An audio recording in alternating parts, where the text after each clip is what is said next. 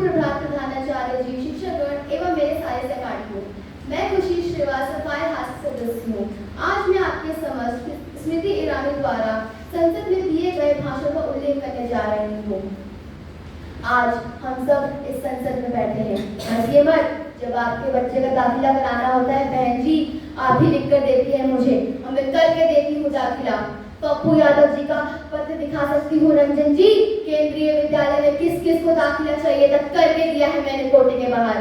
अब सुनिए मेरा जवाब, जाइए जाइए, मत सुनिए मेरा जवाब, क्योंकि आपकी इच्छा जवाब सुनने की थी ही नहीं, नियत में ही खोट थी आपकी, इसलिए पीठ दिखाकर जा रहे हैं। कई लोगों ने आरोप लगाया और कहा इस अधिकार के साथ तुम चिट्ठियां लिखती हो। मैं चुनौती दे सकती हूँ, कोई मुझ पे उंगली उठाकर कहे कि तुमने जाति के आधार पर न्याय करने का या अन्याय करने का दुस्साहस किया है। मैं स्मृति ईरानी चुनौती देती हूँ, मेरी जाति क्या है बता कर देखिए। नहीं बता सकते।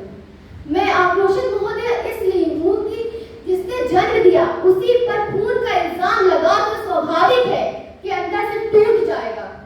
मैं इसे व्यक्तिगत रूप से ले रही हूँ। मैं आपको बताती हूँ क्यों। मैं चुनौती देती हूँ कांग्रेस द्वारा दिया गया एक ही उपाध्यक्ष स्थानीकरण आकर प्रमाण के साथ कहे कि मैंने भगवाकरण किया है, मेरी नीति छोड़ दो। आज सोनिया जी हमारे साथ नहीं है, उनको तो कुछ नहीं कहा उन्होंने। अटल जी ने कहा था कि भारत कोई भूमि का टुकड़ा नहीं है, एक जीता जागता राजपुरुष है।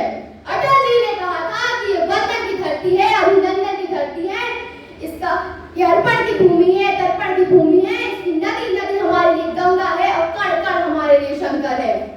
हम जिएंगे तो इस भारत के लिए और मरेंगे तो इस भारत के लिए, और मरने के बाद भी गंगा जी में बहती हमारी अस्थियों को कोई कान लगाकर सुनेगा तो एक ही आवाज आएगी, भारत माता की जय।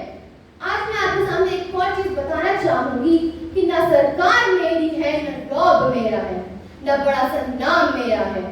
मुझे तो बस एक छोटी सी बात का घमंड है कि मैं भारत की और भारत मेरा है। ये सारी बातें स्मृति ईरानी जी द्वारा कही गई थी। धन्यवाद।